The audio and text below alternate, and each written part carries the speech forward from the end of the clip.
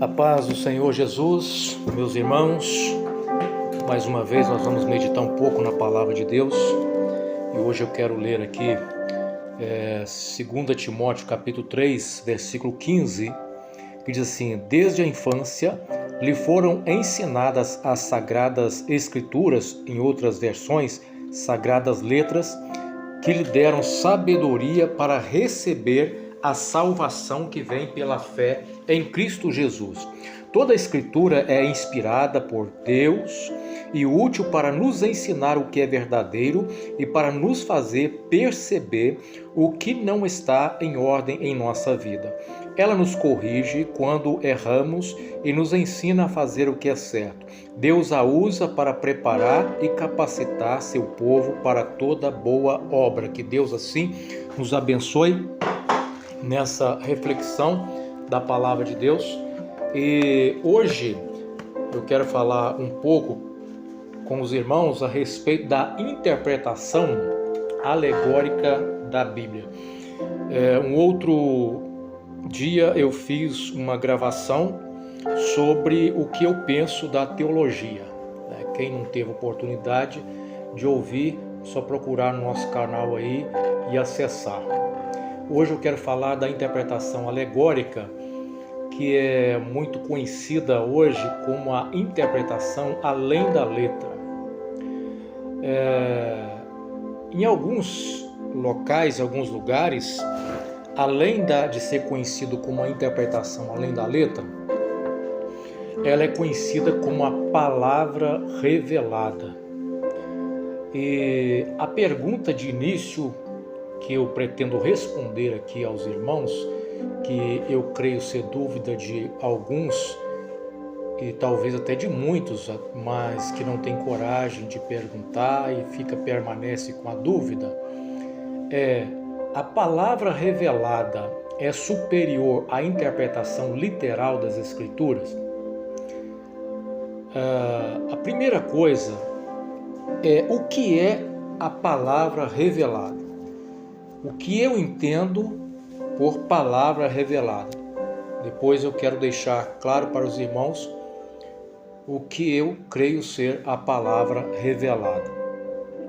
Mas geralmente algumas pessoas vinculam a interpretação alegórica da Bíblia ou a interpretação além da letra com a palavra revelada.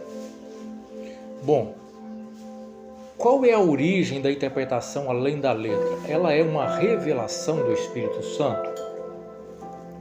De imediato eu digo aos irmãos que não.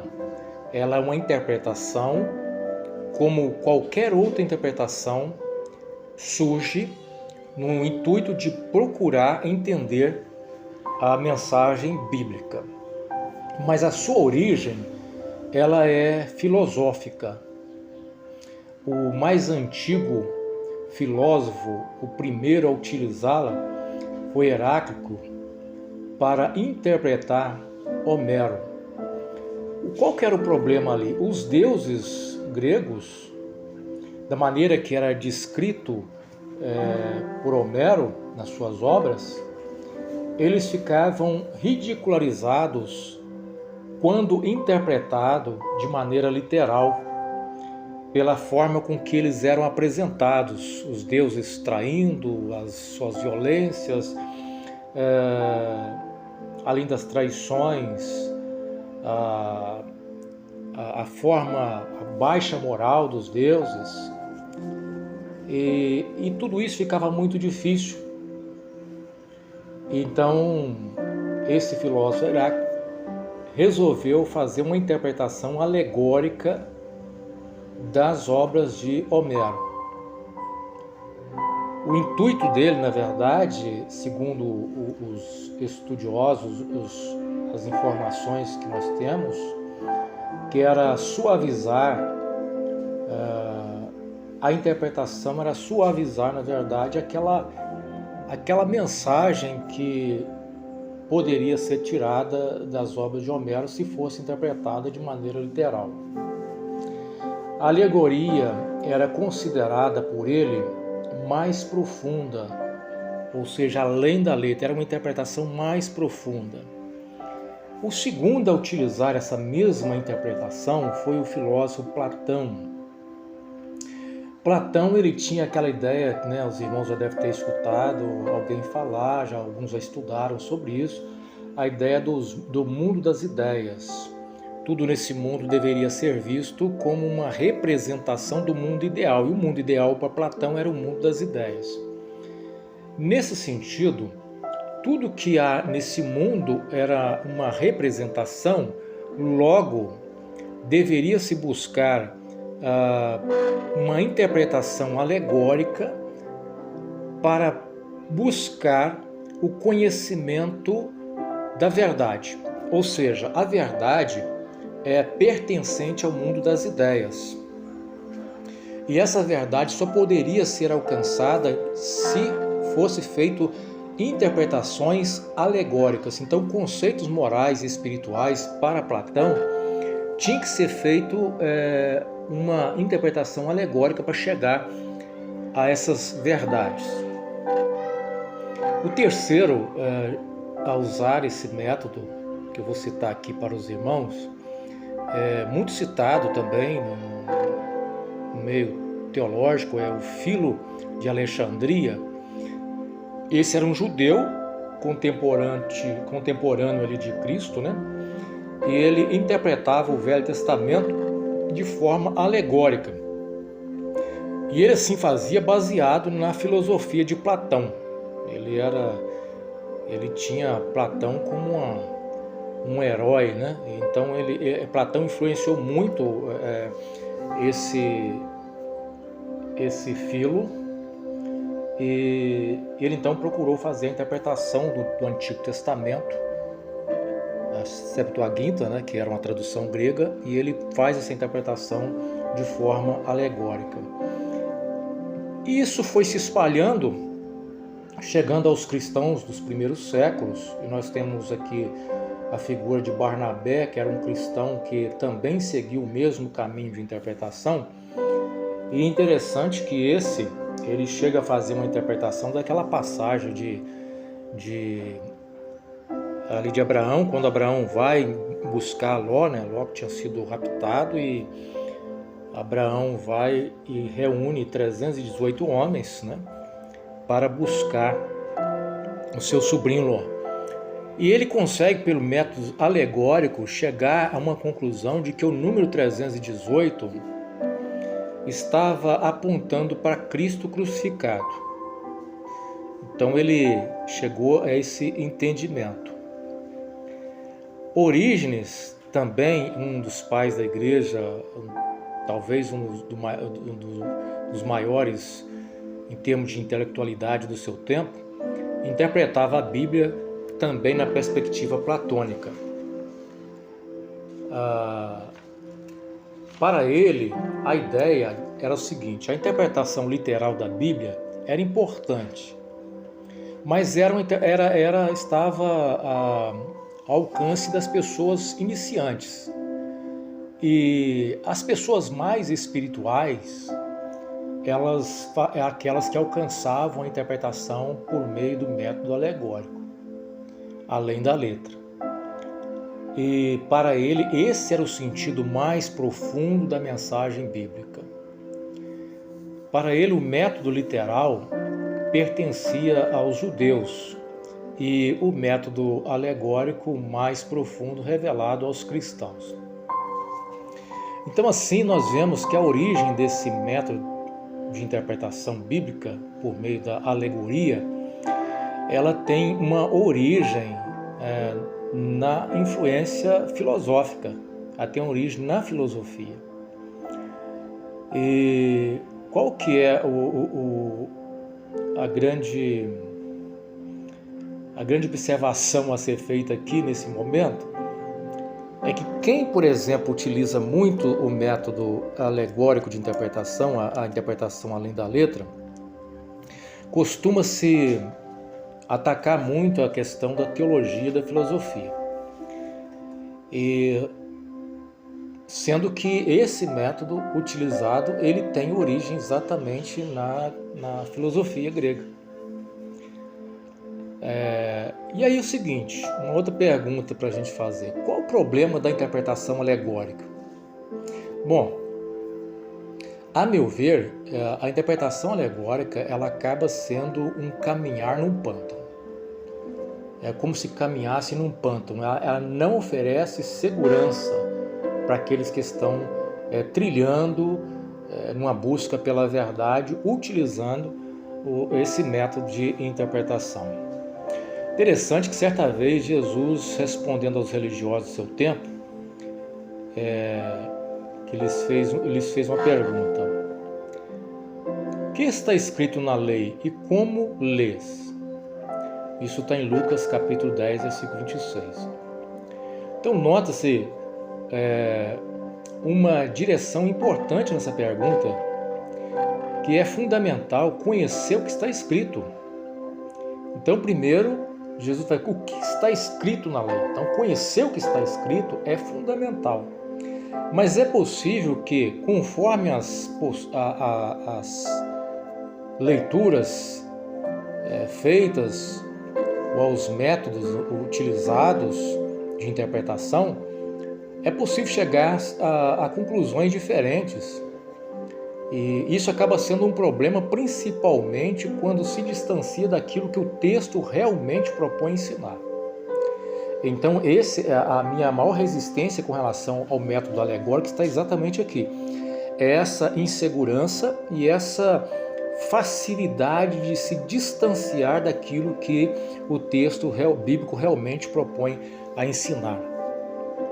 É necessário que se compreenda que, ao ler o texto bíblico,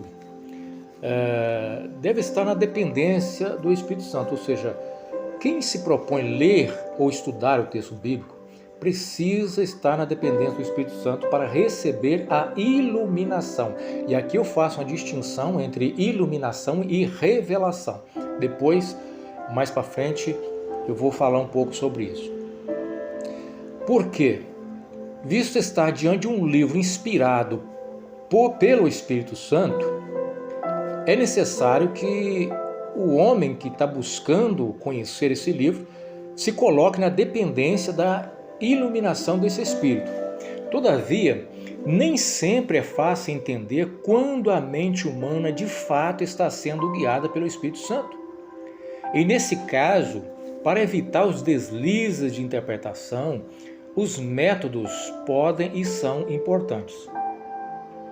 Os métodos não são infalíveis, portanto, deve-se sempre ter a humildade de entender que em algum momento pode se surpreender por uma interpretação diferente, capaz de trazer luz sobre um assunto, fazendo-nos, às vezes, recuar, sempre que for preciso, para seguir em busca daquilo que deve sempre ser o interesse de todo cristão, a busca pela verdade. Então, essa humildade para reconhecer que estamos diante de métodos humanos e, portanto, passíveis de falha, sempre que a gente perceber essa falha, nós temos que ter a humildade de reconhecer o nosso erro e retomar a linha necessária para chegar à conclusão daquilo que nós almejamos, que é realmente a compreensão da verdade. O problema desse método é que quando aqueles que dele se utilizam não o enxerga simplesmente como método de interpretação. Aqui está também um grande problema. Quando alguém utiliza desse método de interpretação alegórico, mas não o reconhece como um método de interpretação, portanto, sendo reconhecido como método de interpretação, é passível de erros, mas quando eles não o reconhecem como método de interpretação, passível de erro, mas creem que chegam a tal interpretação por uma revelação divina daquilo que está por trás das letras, esse intérprete não se prende a qualquer método científico e lança no que eles chamam de dependência total do Espírito Santo para lhes revelar a interpretação das Escrituras. Por mais estranho que possa parecer para alguns, na verdade trata-se de uma realidade em muitas igrejas. Em muitas igrejas brasileiras é uma realidade isso. Por uma suposta revelação, pratica-se uma exegese. O que é uma exegese? É uma interpretação em que os pontos de vista do leitor são incorporados ao texto. Então a ideia é exatamente a exegese. Você não extrai a verdade do texto bíblico, mas você coloca no texto bíblico aquilo que está já no seu pressuposto intelectual a respeito do assunto. Então, qual que é o problema disso?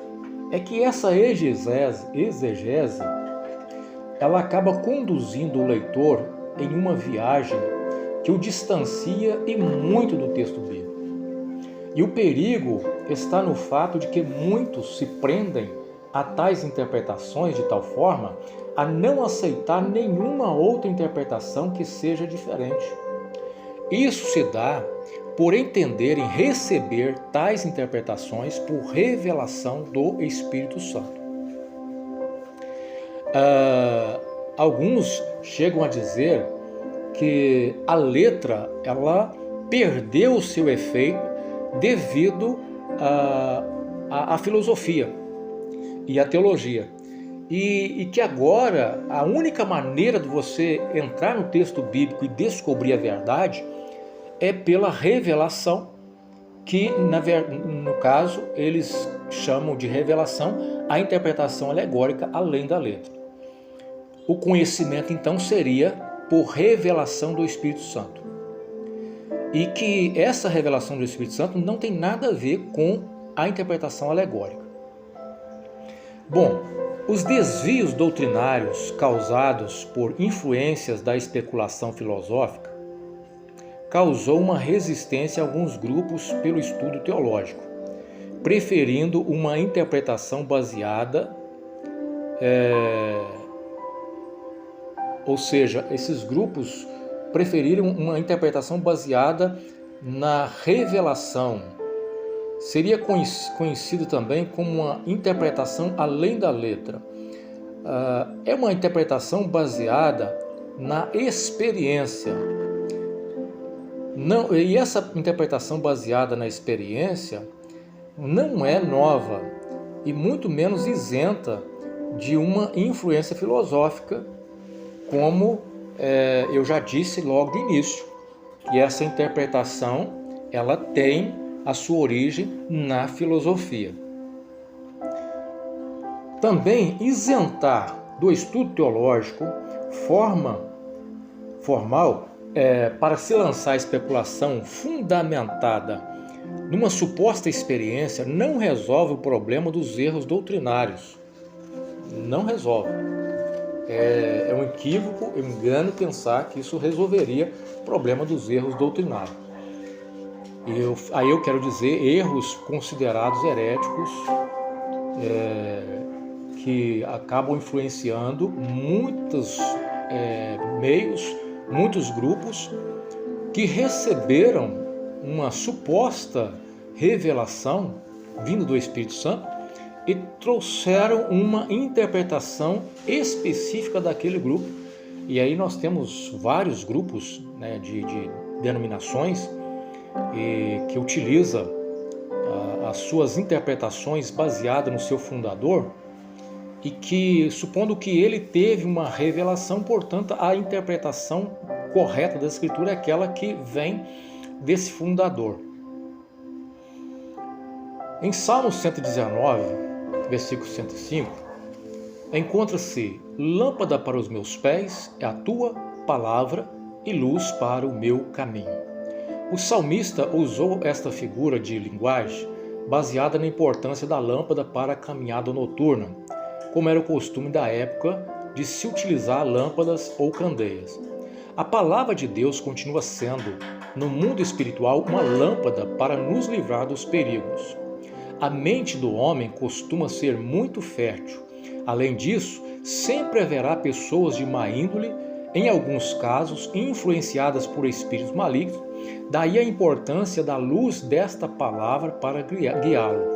Além disso, muitos versículos na própria Bíblia demonstram a importância de estudá-la. Em Mateus capítulo 22, versículo 29, aprende-se que o estudo da Bíblia livra o homem de cometer erros. Em Romanos 15, versículo 14, o que foi escrito para o nosso ensino.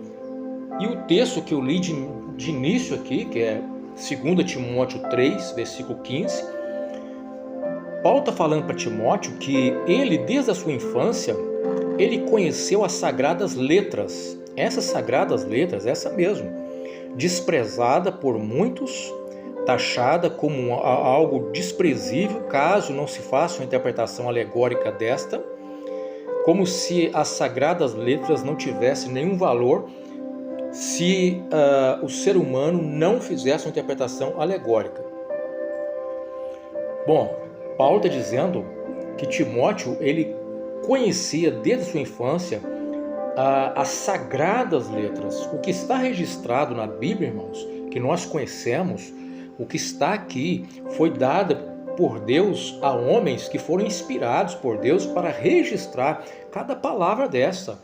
Então são palavras sagradas, são letras sagradas que foram trazidas para nós para nos levar ao conhecimento da verdade e à salvação pela fé em Cristo Jesus. E que conhecimento de toda essa escritura inspirada é útil para nos ensinar o que é verdadeiro e para nos fazer perceber o que não está certo na nossa vida. E ela nos corrige quando erramos, nos ensina fazer o que é certo, e Deus sempre vai usar a sua palavra para capacitar o seu povo para toda boa obra. E aqui eu quero voltar àquilo que eu disse lá no início, que é a revelação para mim. Para mim, a palavra revelada, e não só para mim, mas na maioria dos cristãos, a palavra revelada é o texto bíblico. O texto bíblico, as sagradas letras, é a palavra de Deus revelada ao homem. A palavra de Deus revelada ao homem são as sagradas escrituras, as sagradas letras. Agora, quando eu falo assim, qual é a palavra revelada que a igreja precisa para conduzi-la? É as sagradas escrituras, é o que está registrado na escritura. O que está registrado na escritura é a mensagem que a igreja precisa para conduzi-la. Essa é a revelação. Não existe nenhuma outra revelação a ser dada à igreja de Cristo, a não ser esta que está nas sagradas escrituras. Em especial, o Novo Testamento, que está relacionado com a nova aliança, que vai trazer ali até a luz para nós compreendermos muito do que foi dito na antiga aliança no texto bíblico. Então, à luz do Novo Testamento, a gente vai estudando os demais textos também. E é interessante que eu não quero com isso desprezar, como eu já disse lá na frente, a importância da iluminação do Espírito Santo, ou seja, o Espírito Santo ele é capaz de iluminar a nossa vida para compreender a mensagem bíblica e fazendo uso de métodos de interpretação. Fazendo uso de métodos de interpretação, nós podemos chegar a conhecimento da mensagem bíblica. E esse mesmo Espírito Santo pode nos iluminar até mesmo para a pregação de uma mensagem bíblica que possa alcançar a necessidade do homem naquele momento. Então, a ação do Espírito Santo não está sendo negada em nenhum momento. O que eu quero dizer é que na nossa comunidade nós optamos por não fazer uso da interpretação alegórica, justamente por entender que ela tem a facilidade de desviar a igreja ou cristão daquilo que é a mensagem realmente contida no texto bíblico e que deve ser compreendida e sim ao ser compreendida, aplicada dentro da nossa realidade, dentro do nosso contexto para crescimento e para edificação. Então assim eu encerro esse assunto com relação ao que eu entendo da mensagem ou da interpretação alegórica além da letra, o perigo que eu vejo com relação a isso, respeitando quem quer que seja, na liberdade que cada cristão tem de fazer o uso da Escritura conforme ele acha ser a melhor forma para ele lidar com o texto bíblico. Eu particularmente já trabalhei muito o texto bíblico de forma alegórica, já fiz muita leitura alegórica da Bíblia, até que eu fui percebendo o perigo disso e os muitos desvios trazidos para dentro da igreja por causa do método alegórico. Aí então decidi deixar de lado essa interpretação e focar numa interpretação mais histórico-gramatical das Escrituras. Espero ter esclarecido para algumas pessoas e que Deus assim abençoe a todos nós, possamos seguir avante, sempre buscando a verdade, sempre valorizando a palavra de Deus como lâmpada para nossos pés, luz para o nosso caminho, né? Sempre valorizando as Escrituras Sagradas como aquela que sim, ela tem a fonte da verdade escrita. Então ela é a verdade escrita. Nela está o certo. Recentemente me perguntaram, pastor, o pastor fulano de tal fez uma interpretação desse texto dessa forma, e o senhor faz dessa forma aqui. Quem é que está certo? Eu falei assim, o texto bíblico está certo. Leia esse mesmo texto dentro do seu contexto e compara a interpretação que eu fiz e a interpretação que o outro pastor fez. O outro pastor fez uma interpretação alegórica do texto bíblico, desconsiderando o contexto, pensando um texto, né, uma parte do texto bíblico e não levando em consideração ao contexto em que aquilo estava sendo aplicado e, portanto, desviou muito daquilo que a Escritura estava querendo dizer naquele texto. Mais para frente, vamos falar mais um pouco sobre alguns equívocos dentro desse assunto. Com mais a paz do Senhor a todos.